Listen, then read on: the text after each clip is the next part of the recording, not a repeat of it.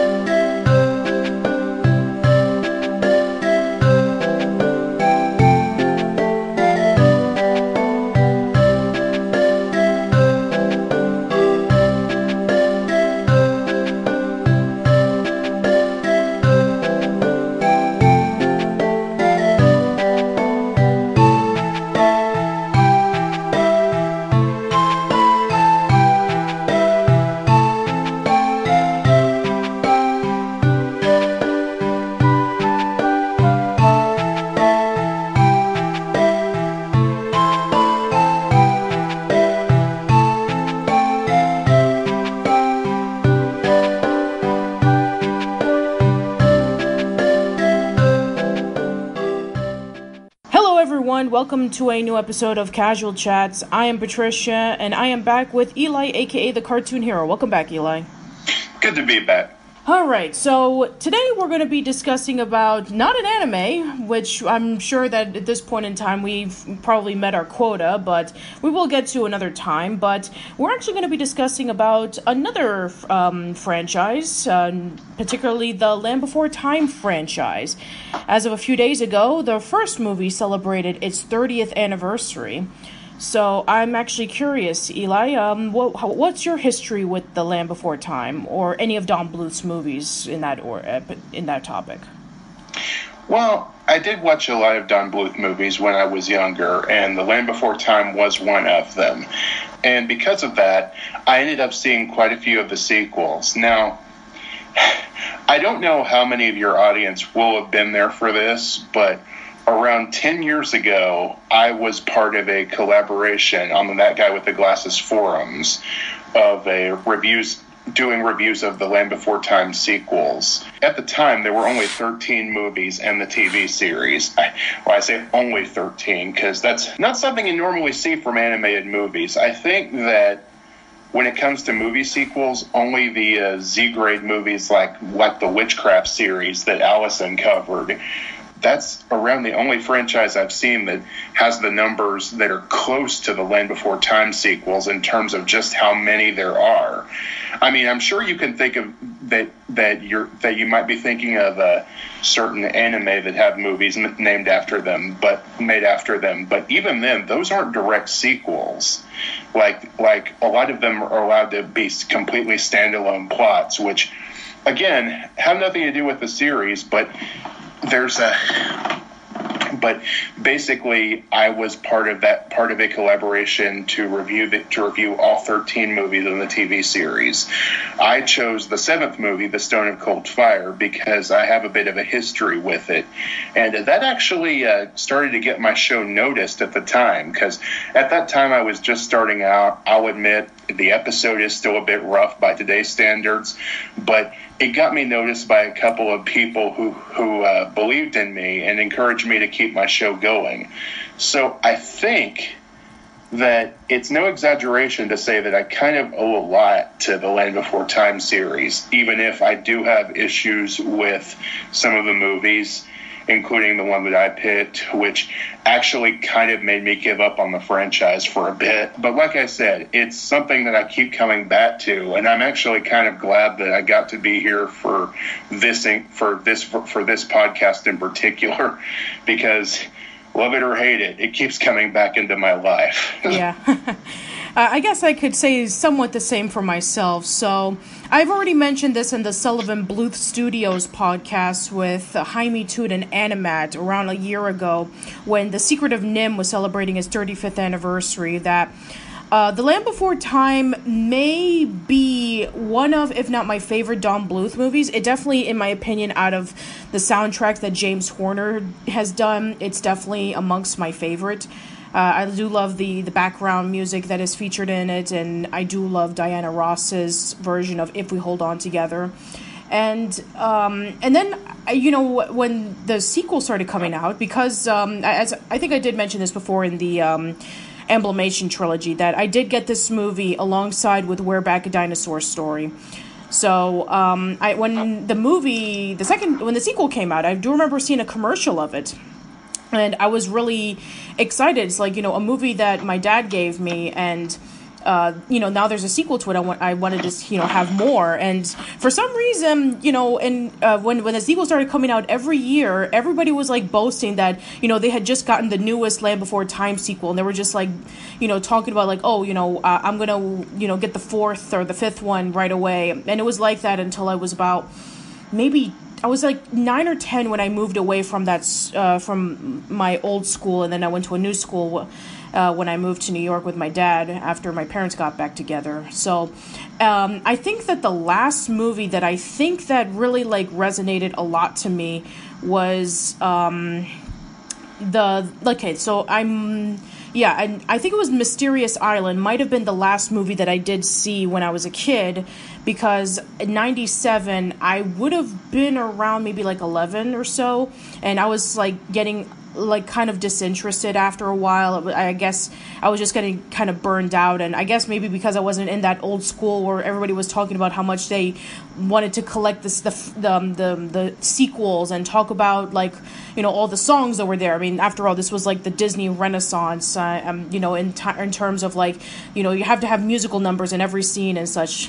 Which I actually did find an article the other day when doing research about the Land Before Time sequels that the main reason why they wanted to do it was because when Return of Jafar came out on VHS and then it spun off into the the sequels that it started pumping out, the Disney sequels like let's see, there was like Lion King 2 and a Goofy movie came out in theaters. They wanted to have Universal essentially wanted to have like the same success.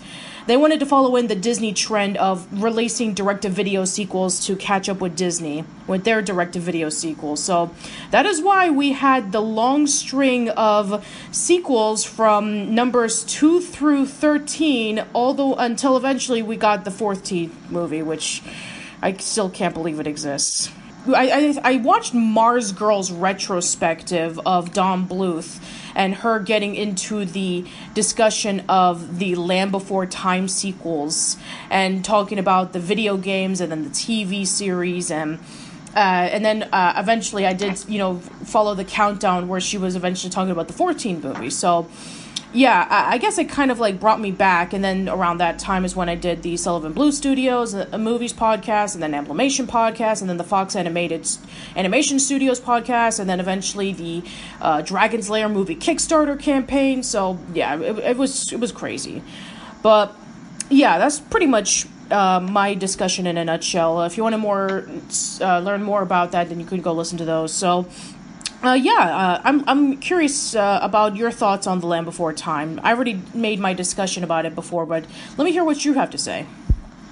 Well, I actually did take notes on all of the individual movies before we started, so I'd stumble over my words a bit less. Sure. And basically, the first Land Before Time movie, first off, it's one of Don Bluth's most critically acclaimed movies. It's certainly one of the most beloved, and oddly, this is one of the few Don Bluth movies where Dom DeLuise was not involved. At the time, he was actually working for Disney. Oddly enough, he was in Oliver and Company, starring as Fagin, and he wasn't involved. And I should say The Land Before Time is not my favorite Don Bluth movie. I do enjoy it, but personally, if I had to pick one, I'd definitely go for The Secret of NIMH. I think and oddly, that's actually his first. So it's definitely a strong start right out of the gate. And some would say he downgraded over time with a lot of his later movies being mixed to negative. Sure. So sadly, the Land Before Time was also the final role of one of Don Bluth's major recurring cast members, Judith Barcy, who was obviously, she played Marie in All Dogs Go to Heaven, and she was the voice of Ducky in the first movie, and only the first movie before her tragic death. Yeah. Speaking of tragic deaths, one of the things that a lot of people remember in this movie is the death of Littlefoot's mother. Yeah. Because that's one of the first big emotional scenes that in the movie, and it really hits you hard. Well, it never really leaves Littlefoot either, at least in this movie. After this movie, he kind of forgets about her, which is really sad given how big of a role she had in the first movie, because basically The Land Before Time, the first movie is kind of basically a movie about a pilgrimage. It's a group of different species of dinosaur having to work together to find their way to the Great Valley. But the way that Littlefoot's mom is constantly leading them, you could really read into it that the Great Valley is supposed to be like heaven or Eden or an ideal place where all of them can live together in peace and they wouldn't have to worry about predators. There are a lot of memorable scenes. The animation in this movie is still great even today, and even if it does look a lot darker and grittier than the movies that would follow, which that was Don Bluth's style, so at the time, so you can't really fault it for that. I still remember the scene where they're sliding through that boiling mud and trying to get away from a sharp tooth, and the tar pit scene. Yeah, that, and of course the scene where Sarah finds the supposedly dead shark tooth and it wakes up, and that's definitely one of the big jump scare moments I remember from my childhood. And it's a good movie. I'm not going to say it's a bad movie because of what followed, because Don Bluth isn't to blame for it. Basically, sure. Universal saw dollar signs, and you can't really fault them for that because kids love dinosaurs, and a kids movie about dinosaurs, of course, that did really well. Obviously, they're going to see dollar signs. It just didn't nobody at the time thought that it would take off into this massive juggernaut of a franchise that it became. Yeah, and I guess the sequel came out at the right time, too, because it came out a year before Jurassic Park. Mm-hmm. And I'm actually curious about when did We're Back, a Dinosaur Story came out. I wonder if it came out like around the same time. I'm just going to look it up real quick. Yeah, it came out like around the same time as Jurassic Park. So you had We're Back, a Dinosaur Story and Jurassic Park. And the fact that, Disney saw what, Disney was doing with their direct-to-video line, they were thinking, hey, let's do the same thing with The Land Before Time. Dinosaurs are the big hit right now. We have ABC's Dinosaurs, and, Jurassic Park is, like, the biggest phenomenon ever. Everybody's getting into dinosaurs again, so let's just have that. So, yeah, I don't blame them for wanting to do more sequels based off of The Land Before Time, even though it's definitely done. I mean, there's not really much to discuss about. They already made it to the Great Valley. They already went through this long journey, so there's not really much to say or to do. There's no cliffhanger, there's no there's no storylines that needs to be like tightened up in a sequel. No, it's complete just the way it is. So, yeah, I think that, let's discuss about the second movie. So, yeah, the second movie, The Great Valley Adventure. The premise is that the five dinosaurs, Littlefoot, Sarah, Ducky, Petrie, and Spike, they feel like they're being treated like babies by their parentals, and they wish to become grown-ups, and so they start wandering around, and they just so happen to find a bunch of egg snatchers stealing an egg that may have been presumed to be one of Ducky's family members, and so they decided to bring it back. And lo and behold, that it accidentally gets switched up with a sharp-tooth egg, and so they have to take care of Chomper, the baby sharp-tooth, and then they start learning for themselves about how being a grown-up is a big responsibility. And Yeah, and pretty much most of the people who were involved in the first movie were not involved in this one. Judy Freudberg and Tony Geis did not return to do any of the other sequels. They were writers of Sesame Street, apparently, so it makes a lot of sense, and they did other projects as well. And also, Don Bluth and Gary Goldman and, Steven Spielberg and George Lucas were not involved with this either. They had their own stuff to deal with, especially Spielberg. And, Don Bluth was going through his rough patch, as mentioned, before. And so, basically, John Lloyd, John Luden, and Def Ross, those are the three people who are going to be mostly involved with the remaining sequels, especially Dev Ross. And, James Horner is not back to do the music. I mean, I think this was when he was working a lot with James Cameron. So instead, it's Michael Tavera who did the music, which I did mention in my From Pilot to Final Product on Invader Zim, who actually did the music for the pilot. So, yeah, pretty much the movie. After watching the movie for the first time in, God, this must have been like for 20 plus years, I remember that I enjoyed the movie okay. I mean, it wasn't as good as the first movie, but I enjoyed it. But then when I rewatched it again, it's like, my God, what happened?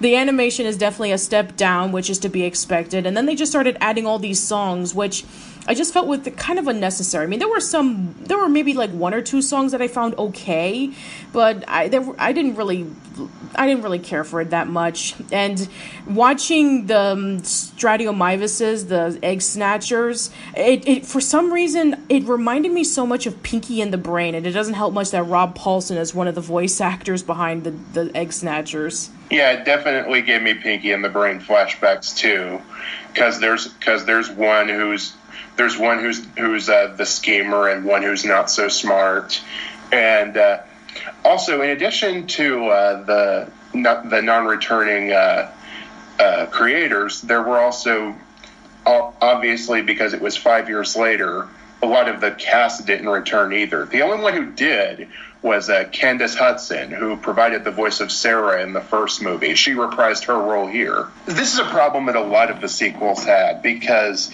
in the first movie, the Great Valley was treated as the end-all, be-all destination for any dinosaur that wanted to live safe and free away from predators, but which apparently the Great Valley is actually just as hazardous as some of the old homes they lived in, because a lot of stuff still happens when they go to the Great Valley. Otherwise, we wouldn't have a story. But it kind of ruins the mystique that it had in the first movie, which, like I said, it was basically heaven. It's just a valley that has more food. Whoop-de-doo. I also have to point out, a lot of the dinos don't call each other by their species names, even though a lot of them are named after their species. Like, you've got dinosaurs who are named, like Triceratops, who are named Sarah, Topsy, and Tria. I remember when I first learned about that pun, I was like banging my head against the wall that they made such a stupid pun. Yeah. When the sequel started, there were a lot of famous voice actors who started voicing the characters, like Jeff Bennett voices Petrie throughout the entire series, and Rob Paulsen still voices Spike. For a given value of voice, because, like he said, it's basically the sweetest gig in the world, because all he had to do was grunt most of the time. Yeah. Although, very similar to, when he voices the Egg Eater, he also voices another character in the movie, which we'll get to. And also another thing, for Littlefoot, because they couldn't bring back the original voice actor for Littlefoot, who was Gabriel Damon, they instead brought in Scott McAfee, who voices Littlefoot throughout movies 2 through 4, and we'll talk about his sister later on. And then, of course, there is the girl, because Judy Barcy was tragically killed. She couldn't return for the voice of Ducky, so instead they casted Heather Hogan as Ducky, which I can't really find that much information about her for some reason. But she did do a few voice acting roles right before she was replaced. But Yeah, I guess that's pretty much it in terms of, like, for the voice actors. Oh, and I guess the one that we can mention is, for the voice of Grandpa Longneck, he was voiced by Kenneth Mars. For most of the series. Yeah, for most of them. And I will say this, though, because like we mentioned, every sequel had songs after the first movie. But the funny thing that I found out, speaking of Rob Paulsen, going back to the songs, in The Great Valley Adventure, the songs were actually written by the Roaches. You know, those singing roaches from that one episode of Tiny Toons? Oh, yeah. They were an actual singing group that composed a lot of the music for the Warner Brothers animated shows. And apparently it also included this, which I did not know. I had no idea. That was actually pretty interesting. But for the most part, I know that this, despite, done by a pretty cool band who's done, great music on Tiny Toons, it's all about context to me personally. I mean, unless you can make music really, really good, then I wouldn't mind it. Like, I'm a huge musical nerd, but I just feel like, the songs were okay. They just weren't necessary for me. Right. It really all depends on the context, because honestly, the movie on paper isn't that bad. It's just when you follow it up from something like the first Land Before Time movie, it's going to be a bit of a downgrade for you. Honestly, I do still kind of like the second movie, but I acknowledge that it really hasn't aged well. Yeah, and, Chomper's, like, wandering around, and, he's trying to be all cute and stuff, and everybody's all frightened of him because, he's a sharp tooth. He's going to grow up to be a vicious predator, and he's going to eat us. And then we had, the egg eaters who were essentially trying to get the egg back that, that they stole, even though it already hatched. And, they're just wandering around trying to get more eggs, and, they end up in wacky shenanigans and all that kind of stuff, which... Yeah, I mean, trust me, they're not the worst villains in the entire franchise. I can think of a lot worse. Yeah, also, Don East pointed this out before me, even though his review is no longer up.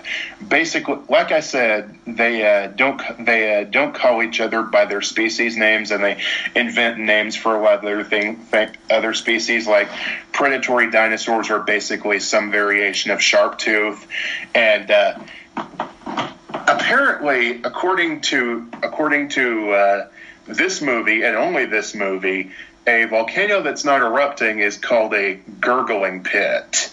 That's weird.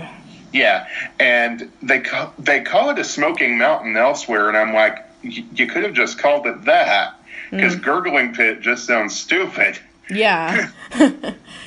Exactly. I mean, and to be fair, I completely understand why they couldn't use the scientific terms, because... Right.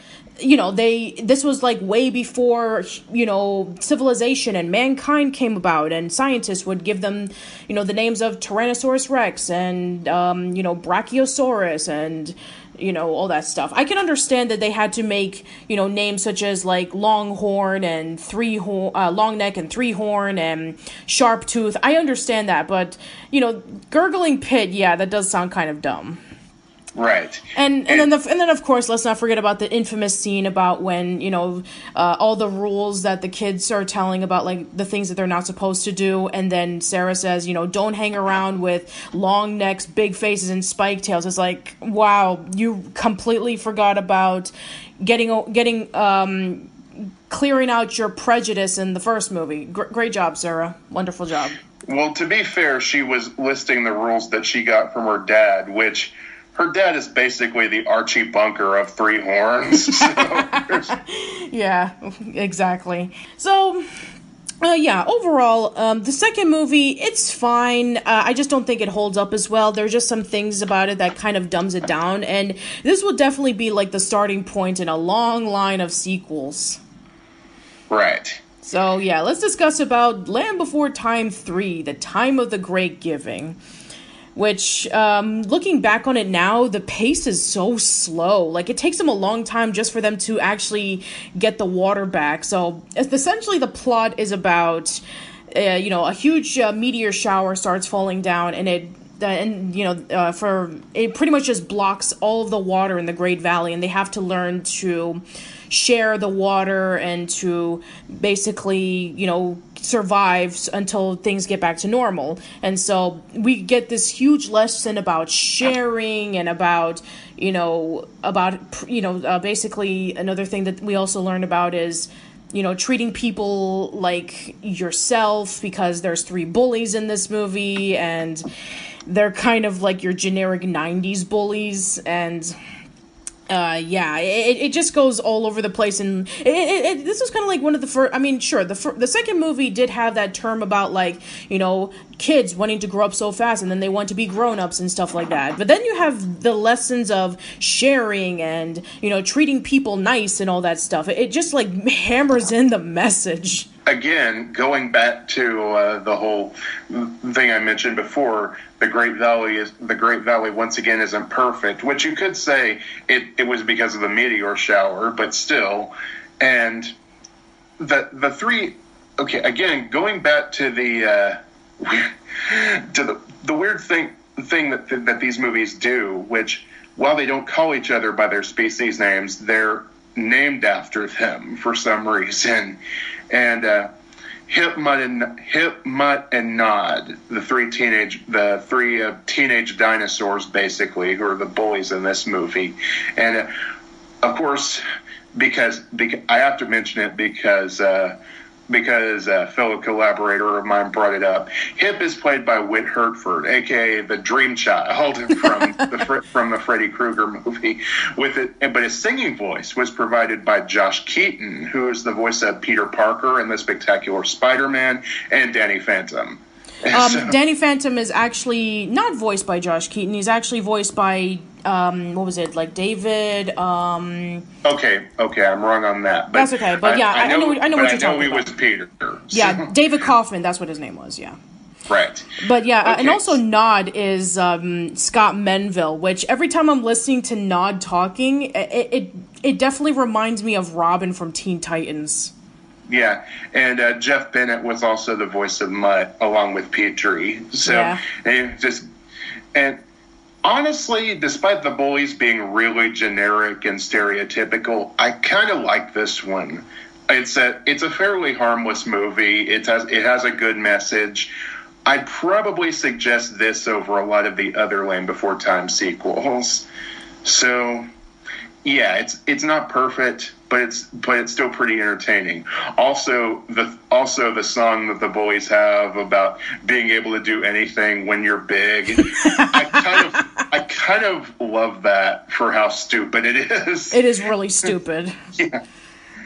But it is pretty funny. I mean, it's definitely a lot better than the Sarah's Dad song, which he cannot sing. I like the instrumentation in that song at least, but sure. I do love the part where near the end of the movie, Hip gets stuck in a tar pit and they're like, "Don't move, it'll only make you sink faster," and he freezes in this weird pose. I guess they would have experience of that because they did get stuck in the tar pit in the first movie, and then they got stuck in the sinking, when they went over to the sheltering grass and they fell into the mud, the sinking sand, even though it's not quicksand, it looks more like mud. Mm-hmm. But yeah, I guess they have enough experience to say, hey, don't move, you'll sink faster. So yeah, there's that. And yeah, the message does get pushed around like way too much, but at least that they had a point, and teaching about sharing, which, sharing is caring, I know. But yeah, it's fine. Again, similar to the second movie, it's fine. So, okay, let's move over to the fourth movie, Land Before Time, Journey Through the Mists. Okay, so the plot of this movie is basically a group of longnecks comes to the Great Valley after a monsoon turns their homeland into a marsh, which they call the Valley of Mists. And these long necks, unlike the dinos in the Great Valley, basically have no experience around other dinosaurs besides long necks. So Littlefoot gets a quote-unquote love interest named Allie, who is basically a racist long neck. She doesn't mean to be, but like I said, they don't have any experience with any other creatures besides long necks. So essentially, the plot gets kicked off when Grandpa Longneck gets affected by a dangerous disease, and the only cure is this flower that grows in the homeland of the Longneck tribe. So Littlefoot has to basically rely on Allie to take him there, and of course his friends go along, which makes Allie uncomfortable because she's not used to associating with other dinosaurs. And the whole time they're being pursued by these, not only by Sharpteeth, but by another couple of comic relief villains. There's Dill and Itchy, who are basically a prehistoric crocodile and bird, voiced by Tress MacNeille and Jeff Bennett, and they're constantly arguing. They're always at each other's throats. They even have an obnoxious villain song about how much they hate each other, which gave me Quest for Camelot flashbacks, which is not a good thing. Now, so the whole movie is basically about Allie overcoming her prejudice, which, again, good lesson for kids, but This one is a little bit more forgettable for me, ironically. The only really notable thing besides that is the way that Dill dies, because, well, quote unquote, because we don't see it. Basically, the two villains argue and separate, and since Itchy is basically Dill's eyes because she's mostly blind, she doesn't see a bigger, more dangerous Sharptooth coming, and the movie ends on her running, and she basically leaves the movie with her running off, calling out for Itchy, who of course is gone by this point, and that's pretty messed up. Yeah, and of course Spike talks. Yeah, he just screams out Ducky once. Yeah, and the only time in which we hear him talk again is in the TV series, where he monologues to himself, like thinking, but that's pretty much it. Yeah, there was one episode that called Through the Eyes of a Spiketail that focused on his point of view. Mm-hmm. So Journey Through the Mist isn't great, but it's not terrible either. So I would put this one in the middle. Yeah. I mean, the one thing that I do really like about Journey Through the Mist is I do like that there's a lot of tension in the movie because Grandpa Longneck is sick, and Grandma is essentially just letting, him die because it's part of the circle of life. And it starts becoming a little bit sad. Like, I mean, she could have, walked out into the Valley of Mist to see if she can find the golden flowers, but no, she's just accepting that, hey, life sometimes throws you a curveball and you have to accept it. And Littlefoot's not willing to accept it, so he's willing to risk his life so he can save his grandpa, which I like that. Yeah, I mean, if he dies, he loses, as far as he knows, the only two parents that he has left. So, or one of the only two parents that he has left, and he doesn't want his grandma to be alone either. So you can really respect him for going out and trying to do what he can, because the kids are the only ones allowed to be competent in these movies. Right. Yes. Yeah. Exactly. It's like going back into the whole '90s mentality about kids are essentially the grown-ups, and the grown-ups are essentially the kids. Mm-hmm. I'm curious about, why is Allie the same color as Littlefoot when all of the other long necks that she's traveling with are yellow? To make her more relatable, I guess. I guess so, sure. But I guess maybe, they pretty much just decided, hey, she kind of looks similar to Littlefoot, and, because this is going to be our love interest in the movie, let's make her look very similar. But the only thing go ahead. She's basically Littlefoot's model with eyelashes. Yeah, pretty much. But, yeah, nothing really much to say, so let's just move on. So, yeah, now we can go over to the fifth movie, The Mysterious Island, and this is where some of the voice actors started to change. So Sarah is no longer voiced by Candace Hurston. She's now voiced by Andy McAfee, who is Scott McAfee's sister, and you may know her for characters such as Phoebe Heyerdahl from Hey Arnold or Ashley A. from Recess. And Aria Corzon is the voice of Ducky, and some of you guys may know her as Corn Chip Girl from Recess. And Brandon LaCrue is the voice of Littlefoot, and he would essentially be this will be the only time he would voice Littlefoot, because Thomas Dekker, who is the singing voice of Littlefoot in this movie, would take over until movie 8. Or movie 9, I think. I don't know. But yeah, so that's pretty much, basically the movie is sort of like a follow-up to the second movie, because we have Chomper back. So a bunch of locusts come by and they eat all the food, and they have to travel so they can be able to find another location where they can survive. So it's essentially almost like the first movie, but in reverse. And so they start arguing with one another, and they decided to split up, and then the kids are like, no, we need to find a way so we can get them to stay together, and so they run off because, kids are the competent ones, blah, blah, blah, blah. So then they run off, and then they find themselves an island, and leading over to a rock bridge, and then there was a huge waterfall that pretty much just washes it away, and so they have to find a way so they can be able to survive. They meet up with Chomper again, and then they try to find a way to get back home, and that's essentially the plot. So yeah, Chomper comes back, and he talks, so that's good. It shows cases that, a little bit of time has passed since the second movie. It's also worth noting that I did own this movie. This is one of the few entries that I actually owned on VHS when I was a kid, so I watched it a lot. And I just love the way that when the locust first comes to the Great Valley, the way Grandpa's like, no, swarming leaf gobblers. It's very mimetic in its delivery, but basically, yeah, they get washed out. They find their way to an island while purposely leaving really good footprints behind for the adults to find. But that kind of backfires because the land bridge gets washed out and they're stuck on the island. So basically, the adults are essentially left staring at a bunch of footprints that lead out to nowhere. So that lead out into the ocean. So they're basically out of the movie until the very end of it.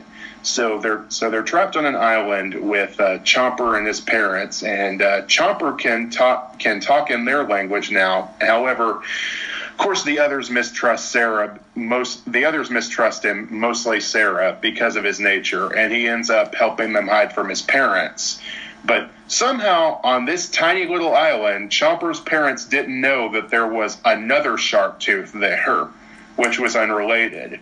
And this movie's notable in that it's one of the few times we see shark teeth talking, both in adult form and child form, though apparently they speak a language the plant eaters don't speak because it's all in subtitles, which might explain why we never hear them talk, except the other shark tooth doesn't talk in this movie, so never mind. Yeah.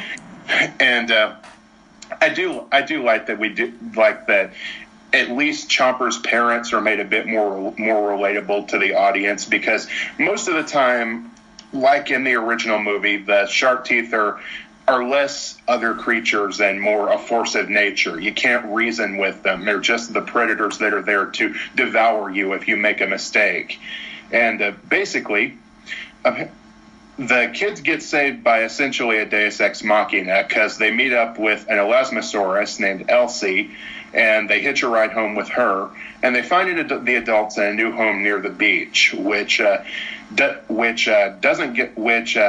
they're back in the Great Valley in the next movie, because later movies would pretty much ignore this one, because not only are they back in the Great Valley by the next movie, but Chomper would reappear in the TV series and in Journey of the Brave, despite being stranded on an island. Yeah, that's really weird. I remember when I first saw the TV series, I was like, how did Chomper get there? Did he get a ride from Elsie? Is that how he got there? I don't. And how did he find his way to the Great Valley? Did he walk all the way over there? I don't don't know. They try to make some vague explanation, but I just didn't get it. We do know that Ruby was the one who brought him there, but we don't know how he found her or how he got off the island. Like I said, the closest explanation, like you said, the closest explanation I could come up with would be that he got a ride from Elsie.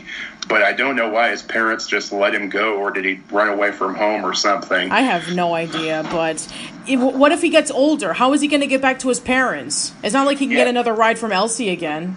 Yeah, it's going to be like a werewolf story where he has to overcome his inner desire to eat his friends, basically. Yeah, pretty much so. It's going to be like Madagascar all over again. Mm-hmm. But yeah, I think that when I was younger, I think that out of all the sequels that I saw at the time, this was probably my favorite. I did enjoy that, it was a different change of pace that we got out of the Great Valley, and I did like that Chomper was able to help in the movie as opposed to like run away and cause a lot of trouble.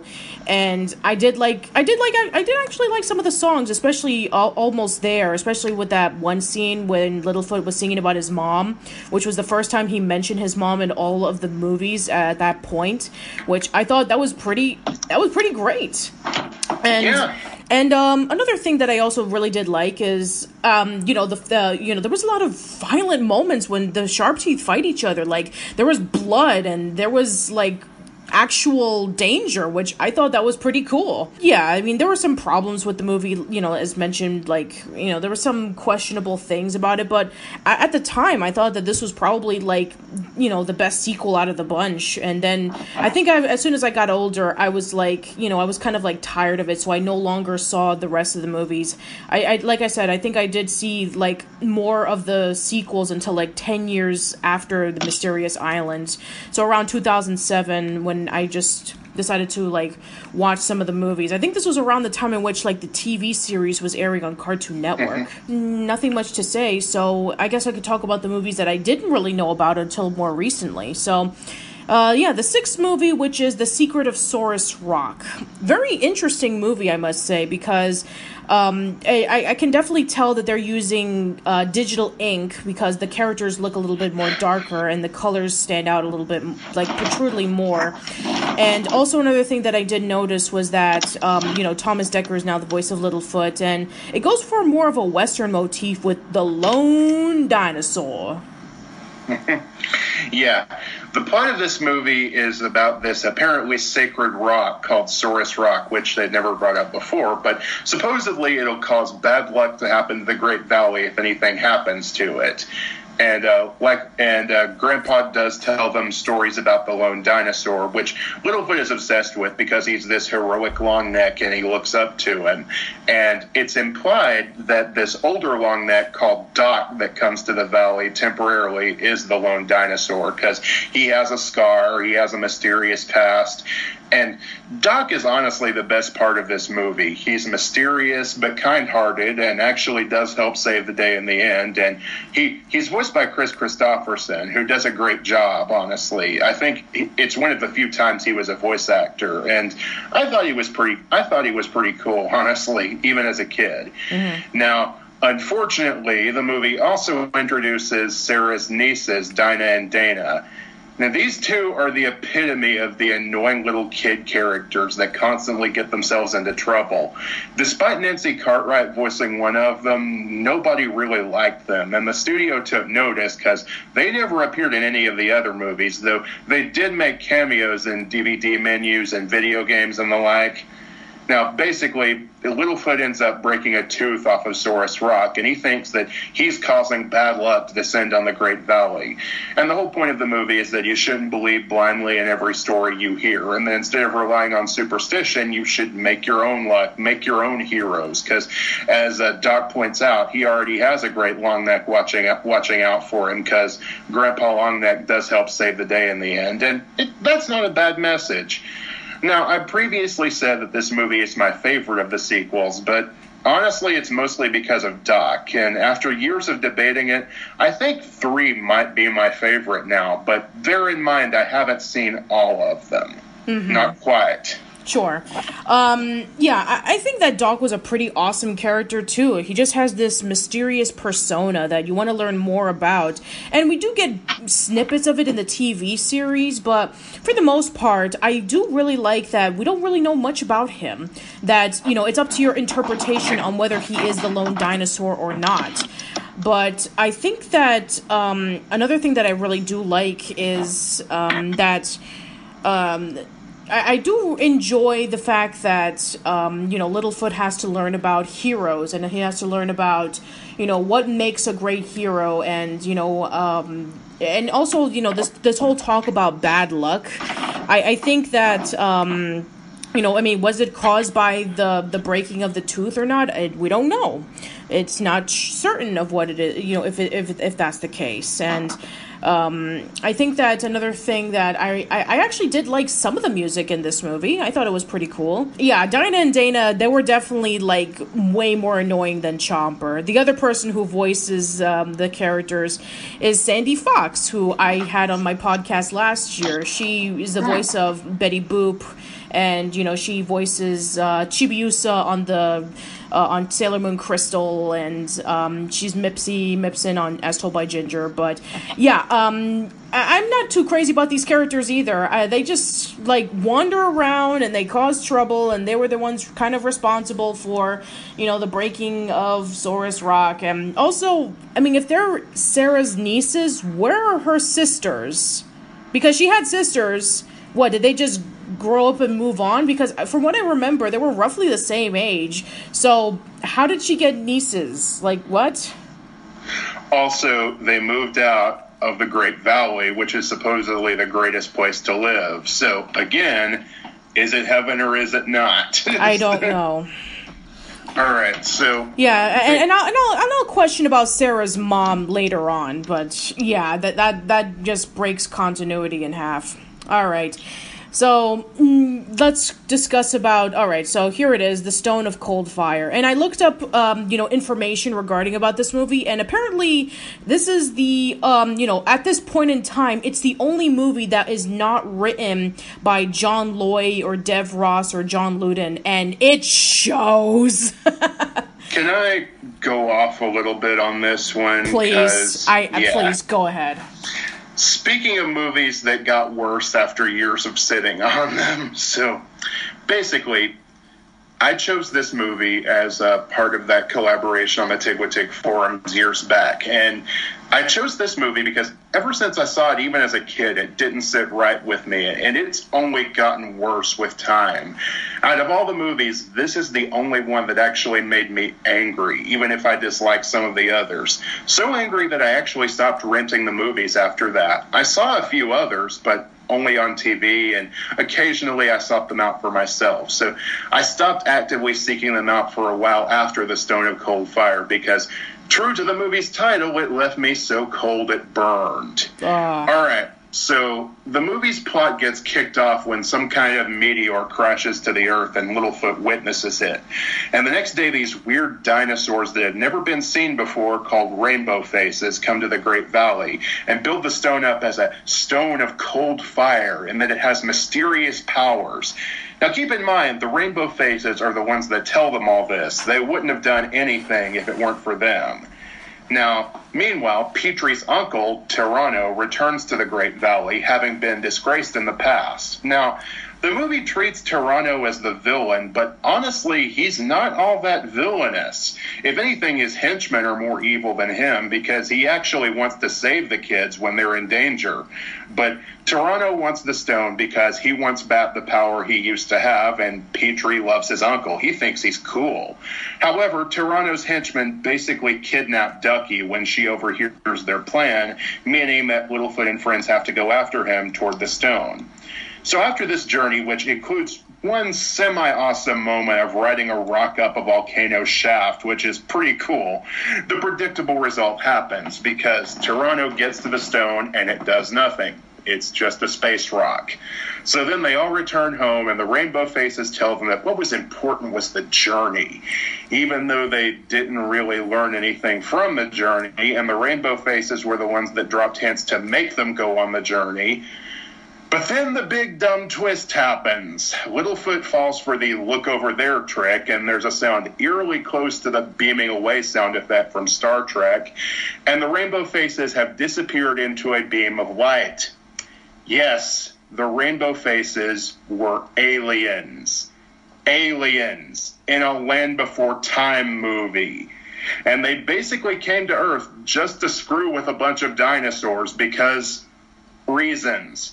This twist is so stupid, M. Night Shyamalan would reject it. Yeah, that was kind of weird, wasn't it? It's like, yeah. When did mysticism and aliens were ever featured in a Land Before Time movie? Now, a lot of people may argue, but what about, Littlefoot seeing his mom in the clouds and hearing her voice? Well, you could make the argument that it's all in his head, that it's all the stuff that he remembered right before she died. So it's not really mysticism or anything like that. But here, it's like, there's no explanation. Like, how did the green food end up in the, at the bottom of the volcano? How did they show up in the most convenient places? And, how do they know about Beyond the Mysterious Beyond and all that stuff? It's just weird.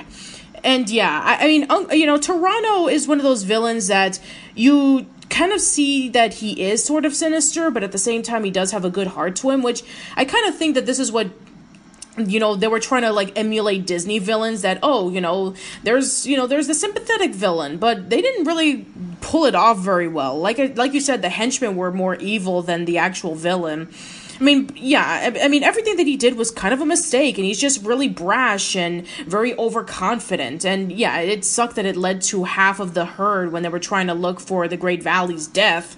And, then I'm just, and Petrie's borderline useless in this movie, saying but Uncle Toronto's the best, even though that we've been seeing that he's not really. But then again, there's moments in which maybe he is. It's kind of confusing. Yeah, and the thing, like you said, the thing that got him to be banished in the past really wasn't all that villainous. What happened was a tragedy, and it sucks that half the herd died. And it would be one thing if Toronto's exile was self-imposed, like the guilt drove him to run away. But no, the herd actually banished him afterwards for his actions, and they do it again after what he does in this movie. Which, at least in this case, you could say he was complicit in kidnapping and trying to take over the herd, but the herd doesn't have probation. Maybe not in those terms, but he could try and be a leader again under maybe the supervision of someone like Petrie's mom.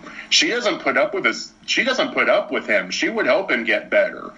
But no, he gets banished, and we never see him again, even in a subsequent movie called The Great Day of the Flyers, which would have been a perfect opportunity to bring him back.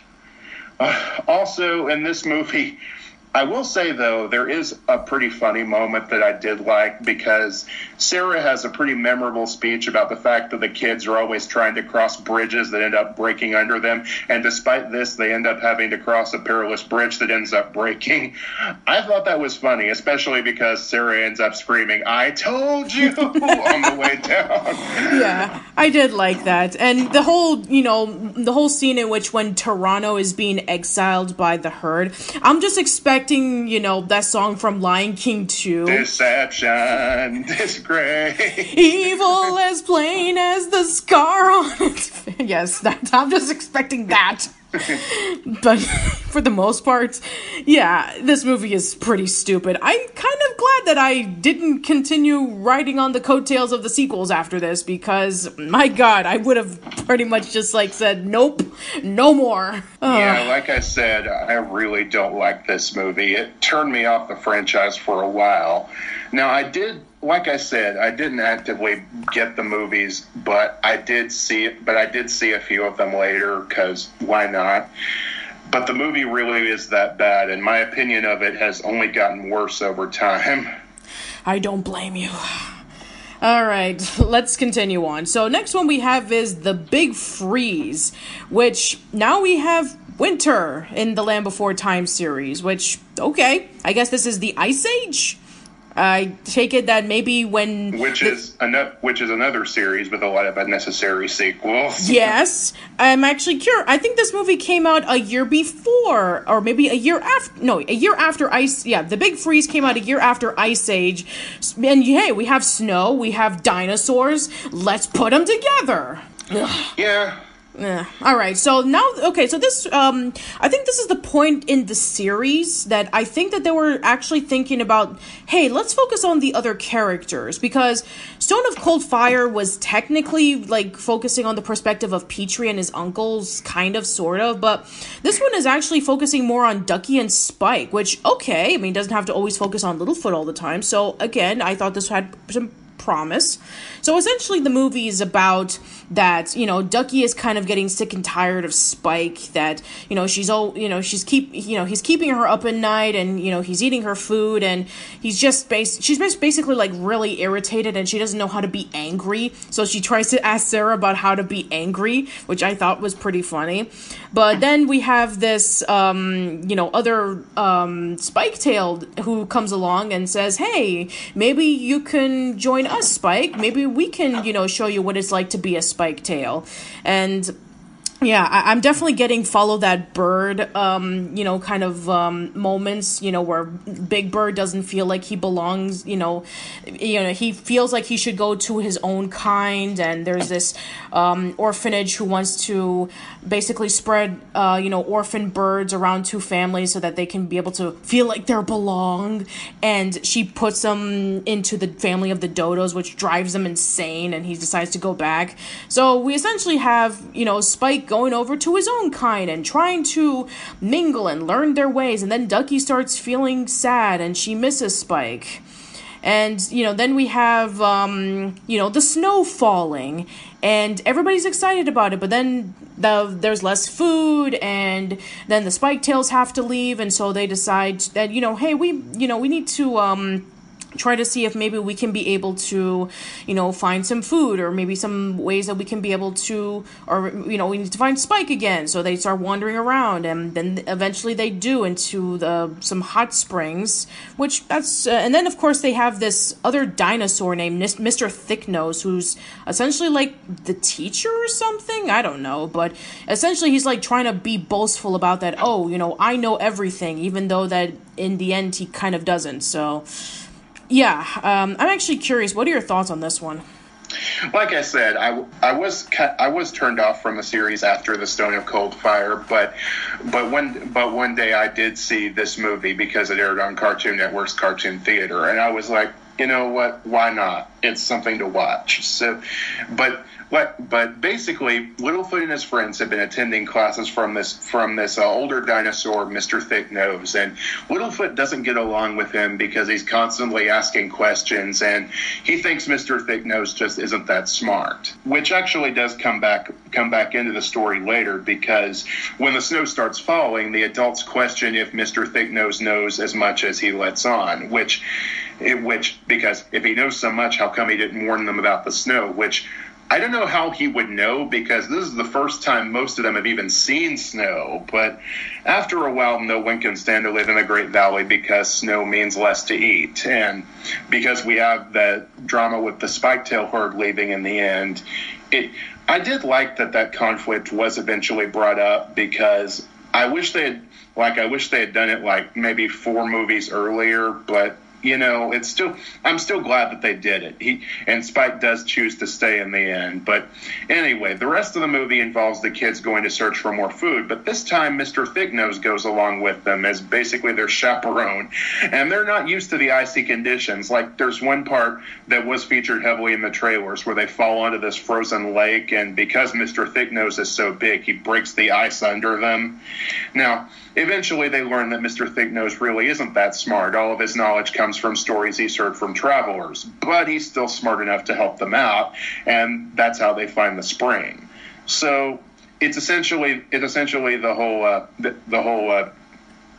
like they say in The King and I, if you become a teacher, by your pupils you'll be taught. and this honestly is, I'd say The Big Freeze is actually one of the better sequels, honestly. It's not that bad.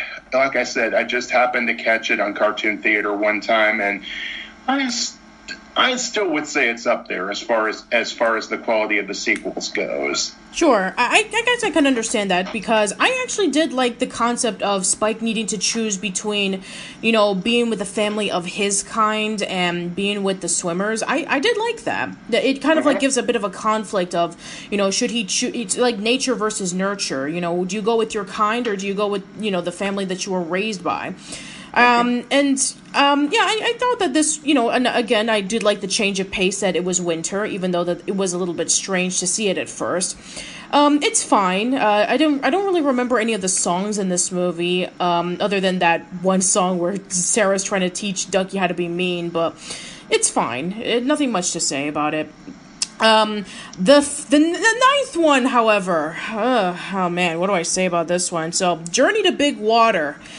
So we essentially have Jar Jar Binks instead of as a swimmer, and instead of snow there's rain, and now there's just so much rain, which kind of gives me like Land Before Time 4 flashbacks. It's like, oh, there's rain here. Are they going to move out of the Great Valley? But no, that never really happens. The rain does stop, but it just becomes so flooded that essentially Mo, this Jar Jar Binks like, dolphin comes along and, needs to find his way back to Big Water. And so Littlefoot and the gang have this adventure so that they can be able to lead him back there. And then there's this shark, which is a sharp-toothed swimmer, and that's basically like their main villain. And I didn't really like this one very much. Yeah, this is one that I think I might have seen it at one point, but I honestly completely forgot about most of it. The plot, as you said, is paper thin. Honestly, the biggest inspiration that this movie inspires in me is remembering that stupid Big Water song from the Mysterious Island movie. But yeah, my mom hated that when I used to play that song as a kid. And honestly, looking back now, it's a really dumb song, and I do remember seeing the Vegans review of it back during the collab, which might be why I have any recollection of it at all, but it's pretty forgettable. So, which is something that I cannot say for the next movie, because, oh boy. Yeah, this was a surprise to me, believe it or not. So, yeah, the Land Before Time 10, The Great Long Neck Migration. So, yeah, Littlefoot meets up with his father. That was something I never saw coming. But that's honestly nothing compared to some of the stuff that happens in this movie. So basically it starts off with Littlefoot having this dream, which apparently all Longnecks are having, that the sun is going to be blotted out and all the Longnecks in the world need to gather up to stop it. So all the Longnecks start heading toward a certain location, which they instinctively know. And in the process, this Longneck herd comes into the Great Valley led by Bronn, Littlefoot's father. But wait, you may ask, where was he when Littlefoot's mom was having that emotional death in the first movie? Well, the movie actually does explain that, because he became the leader of this Longneck herd and left when Littlefoot was just a baby. What's more, he apparently has a new son, a little Longneck named Shorty, that he adopted. Which must be a really big insult if you're a Longneck to name someone Shorty. But well, I mean, his name is Littlefoot, so yeah. If you're named Littlefoot, I mean, it's going to guarantee that you're going to be stuck with that. And apparently, the name is based off of Bronn's nickname when he was a young Longneck. Apparently. I mean, I know that Littlefoot's name was originally Thunderfoot until they changed it at the last minute, but yeah, you're definitely right. Shorty, Littlefoot, it definitely just kind of feels like an odd coincidence that you have two tiny Longnecks who, are both the sons of Bronn, who just so happen to have little names. Which kind of sounds like Son of Zorn when you say it like that, but, well, weirdly, the movie kind of glosses over the fact that Bronn is, well, a deadbeat dad. Sure, at first Littlefoot is surprised, but he gets along with him pretty well, and he's perfectly willing to let him go because he never really knew him as his father. Because he leaves at the end of the movie. He's still got a whole herd to lead, and I'm not sure how I feel about that. On the one hand, if I were in Littlefoot's situation, I'd probably at least start out a bit more resentful toward the father figure for leaving me before I ever got a chance to miss him. But on the other hand, I'm kind of glad it ended this way, because the movie actually has the guts to say, look, not all kids live in nuclear families. Some kids are adopted, some kids live with their grandparents, some kids have single parents, and that's okay. And I respect them for doing that. Sure. But, I mean, let's see. I mean, we have, Petrie with his mom and brothers and sisters. Sarah with her father. We have, Littlefoot with his grandparents. Spike's adopted.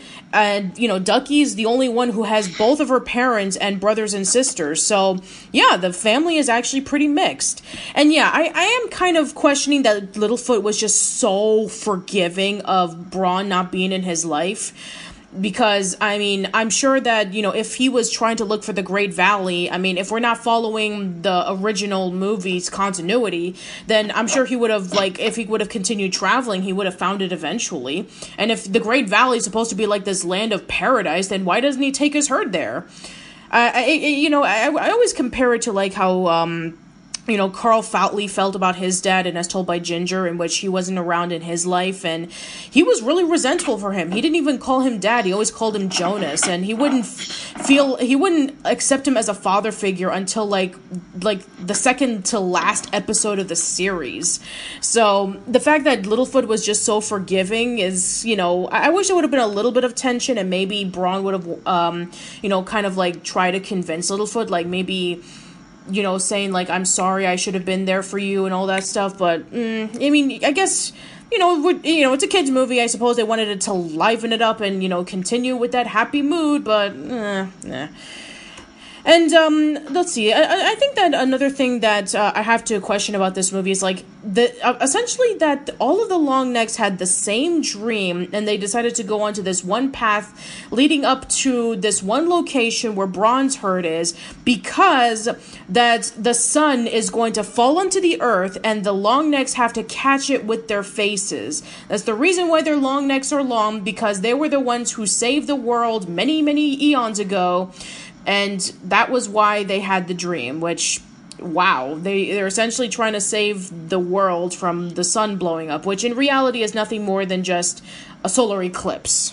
Yeah, but apparently every long neck just instinctively knows that they have to go to that certain spot and stretch their necks out and push the moon away. And somehow it works, or at least the eclipse goes away when they do it. No explanation, just they know this is going to happen, and this is what they have to do to stop it. Just, wow. Yeah, and also a bunch of sharp teeth are about to, go after them, but then when the solar eclipse happens, they're like, nah, screw this, I'm running away. Which, yeah, that's kind of suspension of disbelief, but yeah, that whole dream thing where they're essentially destined to save the world from the sun falling onto the earth by stretching out their long necks is really weird. Again, going back to that whole mysticism that I saw in the Stone of Cold Fire, it just doesn't belong in Land Before Time. I don't really remember too much of the songs, and I don't really remember that much other than what we just talked about, so I guess we can just continue on. I kind of like this one because of how insane the climax was, and the unexpected tie-in with Braun and his story, but it's not great, but it's certainly memorable. So, yeah, that's definitely a lot memorable than Jar Jar Binks Dolphin. That's for sure.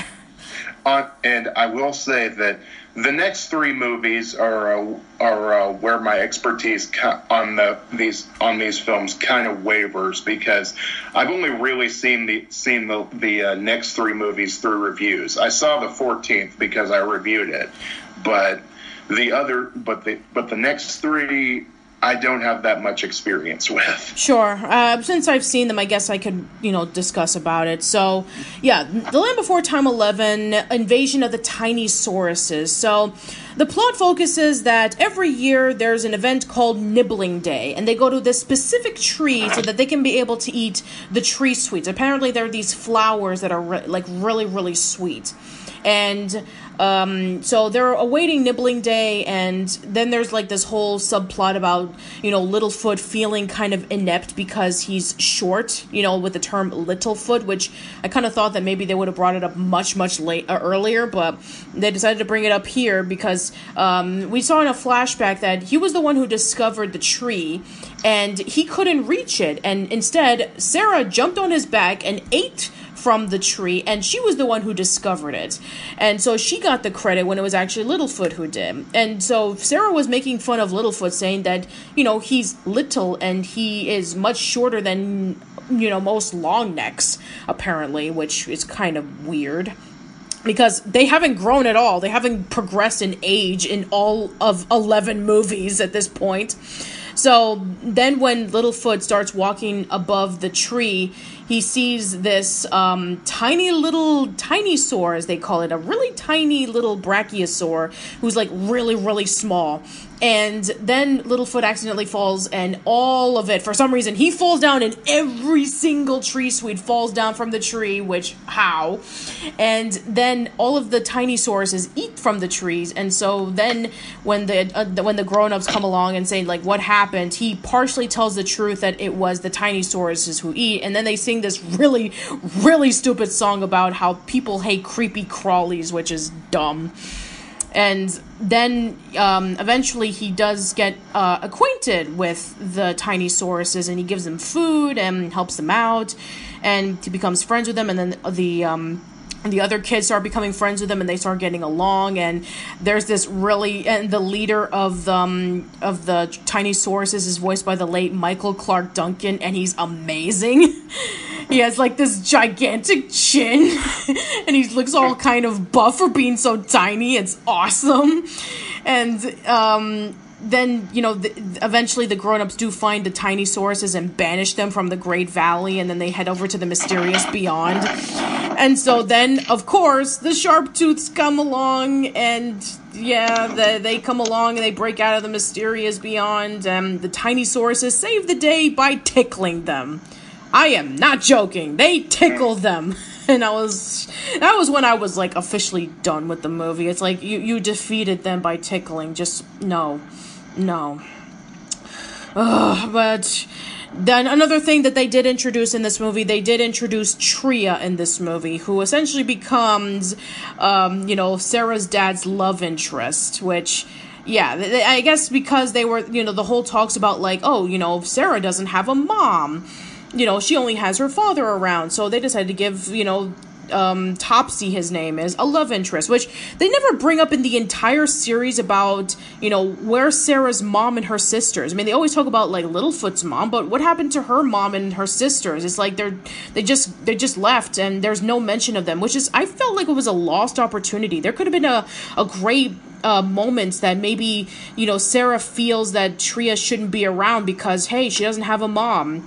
Maybe we can have like flashbacks of her mom and find out what happened to her. But no, that doesn't really happen. She just ends up being jealous because she's taking her place, which, is to be expected, I guess. But yeah, we'll discuss more in detail about on the 12th movie on what happens. But overall, this movie is, I don't know, maybe I was just tired, like, watching through the entirety of the Land Before Time movies in one big chunk. Or I just felt like this was pretty stupid. I wasn't a fan of this one. Yeah, but, for what it's worth, I actually do like Tria. She's a pretty good counterbalance to Topsy's gruffness, which I thought it was pretty hilarious when she called him Topsy because he's this really gruff, kind of racist three-horn with who's really old, and she still has that cute pet name for him. And she basically becomes Sarah's stepmom in the later part of the series, and I kind of like her, honestly. Sure, she's fine. I just wish there would have been a little bit more of a dynamic with, Sarah wanting to know about, Sarah thinking that Tria was going to take her place amongst her father and learning more about her own mother. And I guess, kind of crazy, I know, but I kind of comparing to Disney's Doug with, Patty's dad dilemma, in which Patty's dad starts dating, and he ends up dating their teacher, Miss Crystal, that we've seen in the series, and Patty starts thinking about her mom and how she was how she was killed in the car accident, and eventually she did become Patty's stepmom, and her accepting it, which I wish there would have been more time to kind of develop, which I kind of do like Tria as well. I just wish there would have been more development of it. Mm-hmm. Or maybe the whole tiny sources thing could have just been like shaved off, Yeah. All right. So, yeah, let's go over to the Great Day of the Flyers. So this is focusing on Petrie again. So, yeah, he's preparing for the Great Day of the Flyers, which is apparently that, some sort of initiation that all Flyers have to do. Like, they have to fly in a group, and they have to learn about techniques and stuff. And then comes this... Basically, Petrie wants to become a Wonderbolt. Yes, very much so. And then comes this weird flyer by the name of Guido. This one is, he's voiced by Rob Paulsen, and he has like this Woody Allen impression, which, okay, that's an interesting choice. And he doesn't... Go ahead. It was before the stuff about Woody Allen did come out, so I don't blame them for not knowing. And some great characters have been based on Woody Allen, like Filbert from Rocko's Modern Life is very much like him. Yes. But like I said, I didn't see that much of the movie, but Guido seemed very annoying. He's very annoying. Like, he's constantly asking about, like, what kind of creature am I? Am I a long neck? Am I a three-horn? Am I a spike tail? It's like, you have wings, dude. Put two and two together. And he doesn't even know that he could fly. He was sleepwalking in one scene when he was reaching over to the mysterious beyond, and he was like, hey, how did I get there? It's like, you sleepwalked and you flew. It's like, he doesn't even know. And apparently, he's the one who's teaching Petrie how to fly and do well in the Day of the Flyers, even though that... At one point, he didn't even know that he was one. And there was, like, talks about being one of a kind. And, and, then they were just like, screw it. Petrie's, like, saying, I'm going to be me. I'm going to be my own flyer. You're basically breaking the rules of this tradition just so you can be independent. It's like, getting your driver's license. I don't need to, take a class and follow the rules of the road. I'm going to be my own driver. And then I'm going to drive backwards and not turn on the signals and drive at 100 miles per hour. It's essentially that. And they were okay with it in the movie. They were like singing this song about like, you don't know what you can do until you try, and flip flop and fly. Oh, it's like, my God, what? No. Yeah, just my God. And again, no Toronto. Big missed opportunity. Yes. Yeah, there should have been Toronto. Toronto should have been in this movie. Like, maybe to at least give a little bit of advice. If Petrie was going to be, leading a pack of, of flyers to pass this test, it would have been nice if Toronto would have showed up and taught him about the ways of being a leader. But no, we have Guido instead.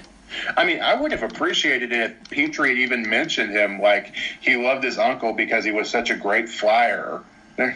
Yeah, but no mention. And then, of course, we have Tria again, and, she is essentially having an egg, and Sarah then starts having some difficulties of accepting that, she has a stepmom, and she's going to be having a sibling really soon, and she starts singing about how, she thought that her life was perfect and everything was great right before Tria came along.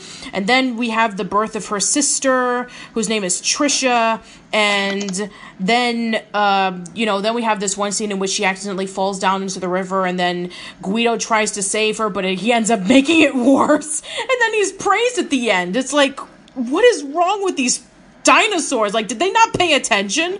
Oh, my God. Yeah, this movie's just really bad. I did not like it whatsoever. I don't have anything to say. I'm just gonna continue on. Do you have any final words about it? No, go ahead. Oh, God. Okay, let's discuss about the 13th movie. So, The Wisdom of Friends. I remember that when I did started watching the series again, there was like talks online about like, oh man, this is the worst movie of the bunch. And then, I didn't watch it for a long time. And then eventually when I started, going through the marathon and I was reading all the reviews, it's like, this is the worst movie of the bunch. And, I bought this for my daughter and even she didn't like it. This was like the worst decision I made in terms of, buying an entertaining movie. And I was like, really? Is it that bad? I thought that the 12th movie was really bad, but oh my God. I pretty much just like fell down. It's like, yeah, this one is really bad. Instead of one annoying character, we have two. Or three, but I don't really count the other one. But yeah, so essentially this movie is about that these two yellow bellies named Lufa and Doofa, and they're trying to find Berry Valley, which is essentially like the first movie in which they're trying to find the, like Littlefoot and the gang are trying to find the Great Valley. And they're really, really stupid. They're so stupid. You don't even wonder how were they able to live without learning to breathe. So they are pretty first of all, they have like short-term memory loss in which they don't really remember too much about anything. Like anything that Littlefoot says, they completely forget about it, and oh man, it's just, and then Littlefoot decides, I'm gonna help you get back to Berry Valley because my grandma taught me about the wisdoms, which are like advice to, basically stay safe in the Great Valley, like staying in a group and, don't do various dangerous things, even though that they pretty much have done that in the course of the movie, but at least they did it for a reason. Like if Littlefoot didn't, if Littlefoot didn't listen to his grandma when she said, we should just move on with the circle of life when his grandpa was sick, he would be dead. And if Littlefoot and his friends would have just stick together when, they were talking about separating in the 5th movie, they would have separated. Maybe they would have died. Who knows?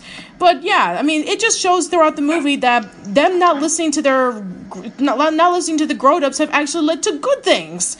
So Littlefoot trying to be a show-off by telling these dinosaurs to, be safe and all that stuff, and they're not getting it. It was really frustrating. And the fact that there was like a whole group of them at the middle point where they were all really, really stupid, and Littlefoot himself doesn't even know where Berry Valley is. He's just like following his instincts, which is like, God, no, he doesn't even know what he's doing, and he's leading a bunch of morons. So, yeah, this movie's really, really stupid. I'm questioning about whether this one or the 12th one is the worst of the bunch.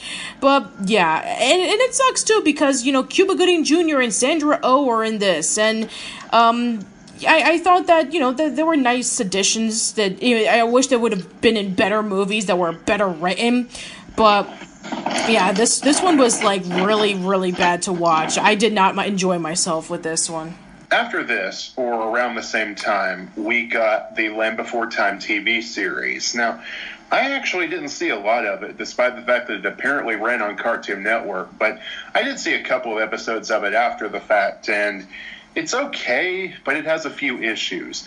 I guess that the later movies seem to be more about teaching basic childhood lessons, so maybe turning it into a TV show seemed like the right idea, but the very first episode, we're introduced to a new character named Ruby, a fast runner who was exclusive to this show, at least for a while. And apparently, she helped bring Chomper back, though I have no idea how, and the show doesn't even bother to explain it. Because, like I said, Chomper was trapped on an island, and if anything, bringing him to the Great Valley, even if he has a secret cave, caused more trouble because, for obvious reasons, they don't like shark teeth, but I guess he was popular enough to bring him back. I don't dislike Chomper or anything, it's just weird. Yeah, it's very weird. The one thing that I can give this series credit is that they do bring back previous characters from the older movies. They did bring back, characters such as Braun and Shorty. They brought back Doc. They brought back the bullies, and they did bring back, Trisha and Tria and, all the other characters. And, Mr. Thicknose is back as well. So they were trying to keep in continuity, which I can respect.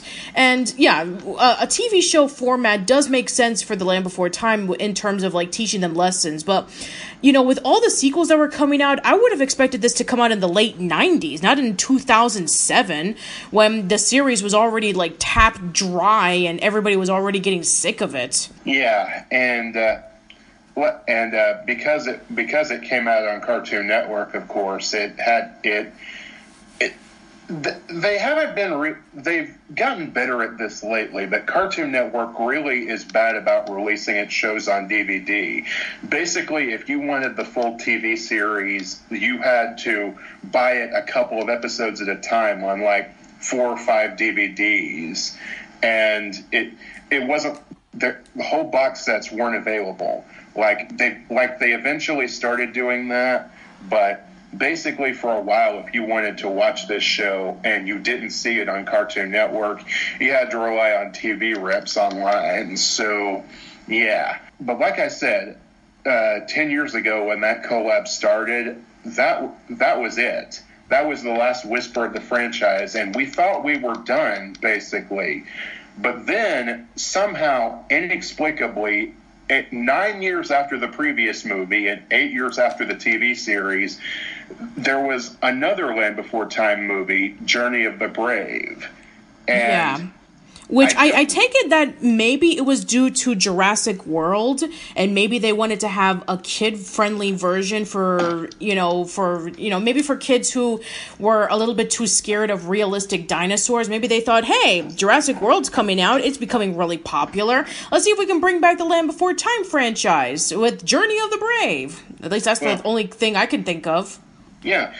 Otherwise, the only thing I could think of was it'd be like the anniversary of the movie or something, which I could believe given how long these movies have been going along for. But it wasn't like a special anniversary or anything like that.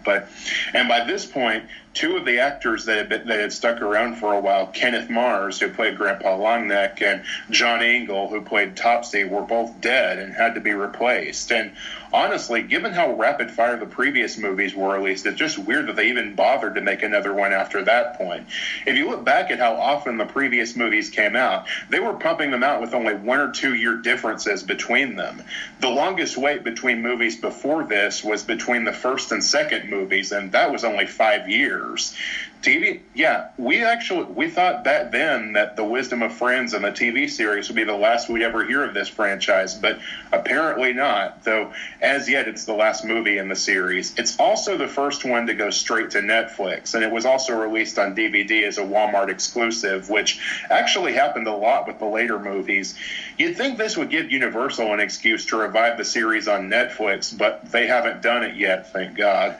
Anyway, the movie involves Littlefoot journeying to save Bronn, who got hurt while saving his herd, and that's kind of it. The movie's plot is very bare bones. But there are a couple of weird celebrity cameos. For example, the dino that tells them what happened to Bronn, Wild Arms, is voiced by Damon Wayans Jr., and he basically screams and flails his arms around like Wayans are known to do. And in the middle of the movie, Littlefoot meets up with this flyer named Etta, who helps him when he gets trapped during a sandstorm, and Etta's voiced by Reba McEntire, and she actually does get a song during the movie, which I thought was decent.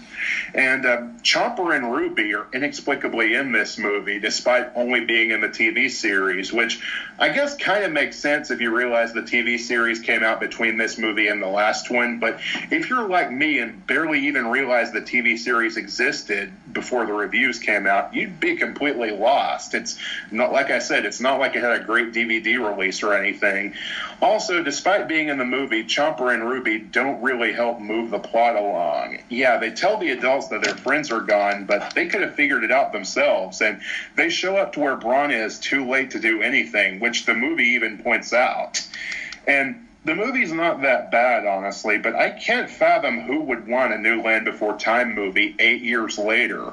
Back when the movie was announced, I saw people commenting on how excited they were to see it on Facebook, and I was just thinking, did you really sit through every sequel before this? Because if you'd seen half of them, I doubt you would be as excited. Maybe that's just me talking, because I've seen how bad this series could get, but it's still a weird note to end the franchise on. Yeah, well, at least I would say that Journey of the Brave was better than Invasion of the Tiny Sauruses and The Wisdom of Friends. I will just let you guys know that right now. This movie is like a masterpiece compared to those two movies. Like, my God, at least there's not a lot of stupidity. I mean, sure, Wild Arms, but, he's barely in it, which I can tolerate, okay? And there's a few songs that I mean, Look to the Light is actually a really good song. It's probably my favorite in this movie, but Hot and Stinky, it's like, ugh, really? They had to make a song about that? Just no. Yeah, like I said in the review, you know what else is hot and stinky? Holds up the DVD case, a turd. It's true. But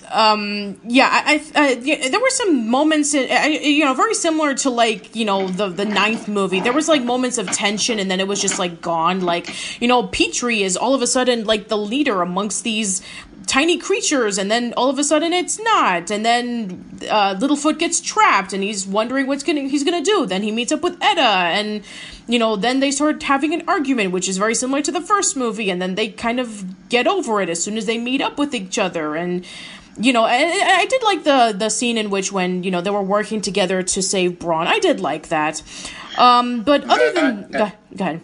I also do appreciate that this is probably the first movie in the series to introduce the Featherhead shark teeth, which I actually like. That not only there actually is quite a bit of variety with all the different shark teeth they used, but the feathered dinosaur discovery is a bit of a new thing.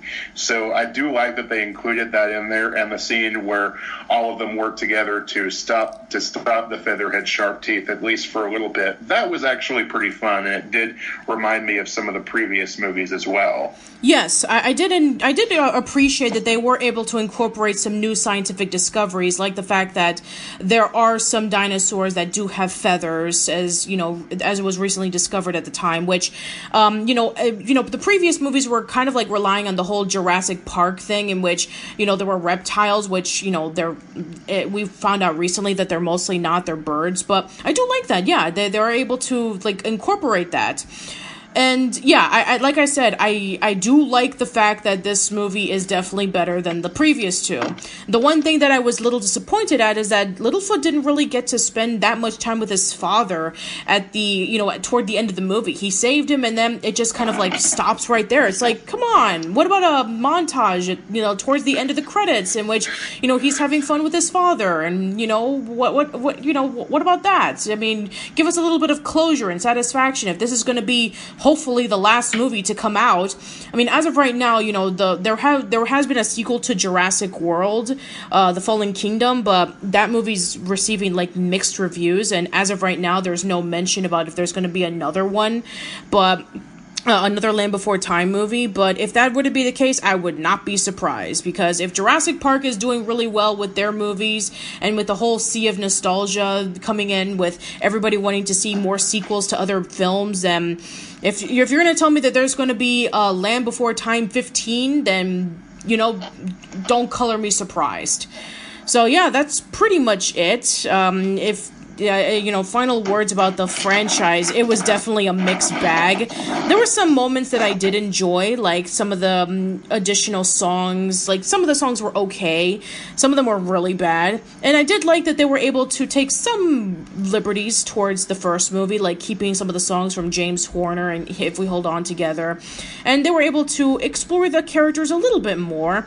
But the things that really like weighed down for me is like that they were just lightening up so much for like little kids, and the first movie was able to like treat itself a little bit more seriously, that you kind of appreciate the first movie a lot more, and the songs are hit and miss, and sometimes the lessons that they try to teach are good and they're very admirable, but sometimes they can be a little bit too preachy. So yeah, I mean, is this like the worst amount of movies that I've seen? No, not even close. But I can understand why some people were kind of like relieved when the movies were kind of like done after 13. And, we'll just wait and see about what's going to happen after Journey to the Brave. So, yeah. At this point, I legitimately wouldn't be surprised if a new one came out for the first movie's 50th anniversary. Yeah, exactly.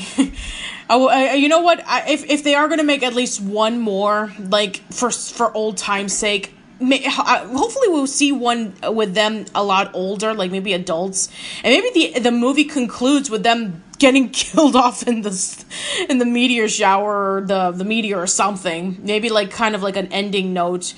I don't know, but just something to kind of close off the series in a triumphant note. But I doubt that that's ever going to happen. Yeah, but we doubted that there would be a 14th movie, and it happened. But even though it took them almost a decade, but like I said, if they're going to revive it, they've got a new platform now, basically. Even if Cartoon Network canceled the original series, then maybe they could bring it back if Netflix would be willing to host it. But I'm not holding my breath. I mean, the series has really, really did lose steam. And even if it didn't end on a really bad note, like with the 12th or 13th movie, then the 14th movie, you could have picked a worse note to go out on, honestly. The franchise as a whole is a very mixed bag. There are some sequels that I still like. So I'm glad that they went back to I'm glad that they decided to make more movies after the first one. Even though they did really milk it for all it was worth. But while I'm not glad at the amount of sequels, I am sort of glad that this franchise existed, because like I said, I might personally owe quite a bit to it, because it did help me get started as a reviewer. Sure. And it did help, and it was something that I was a fan of as a kid, so I can't really dislike it for the amount of sequels that it has. I do dislike some of the movies, obviously, but it's definitely not the worst franchise out there. Yeah, it's definitely not. And I do, watching the movies that I was familiar with, I did appreciate that they were trying to, see if they can be able to branch out with, additional development with the characters and with the Great Valley. But yeah, after a while, it just started getting really ridiculous and just kind of like milked for all it's worth. And now, for a new generation, I hope that you enjoy Alpha and Omega 10 whenever that comes out, which will probably be next week by the time that this podcast is released. So, yeah, it's crazy. Like, I never thought that Alpha and Omega would spin into anything. I never thought that the Swan Princess would come back after over a decade. Like, what? I'll probably talk about that in the future. Like, I gotten a request about, like, what are my thoughts on the Swan Princess? I'm sure I'll talk about it pretty soon. And, yeah, like, it's crazy. But overall, some of the movies are pretty decent. I mean, of course, they're not going to compare to the original, but then there were some that were really bad. So, yeah, overall, it's a mixed bag. That's all I have to say. Eli, once again, thank you so much for coming on by. I really do appreciate it. It's no problem. I'm always glad to take part. All right, so yeah, please plug and promote your stuff. Well, by the time this review comes out, then it'll probably be started already. My YouTube channel can be found at youtube.com/theherooftomorrow, as always. But in addition to that, in December, I'm still going to be running Red Ribbon Reviewers, which you can find more information on that on my channel. Even though my first review series will be coming to an end pretty soon, which it's probably not going to be over by the end of 2018, and it'll bleed over a little bit into 2019. But I still only have a few more episodes left to write. So, but I'm not going to stop reviewing after that, like I said. But it's still basically, you can look forward to that, and I look forward to hopefully entertaining you with the next series I have in mind. All right, sounds great. Thank you so much for listening, everybody. Let us know in the comments below about how you first got introduced to Land Before Time. Did you get introduced to it with the first movie or one of the sequels? Which is your favorite? Which is your least favorite? Would you like to see more Land Before Time sequels after the 14th movie? Or maybe a possible series on Netflix? That's it, everybody. Hope to see you around soon, and take care.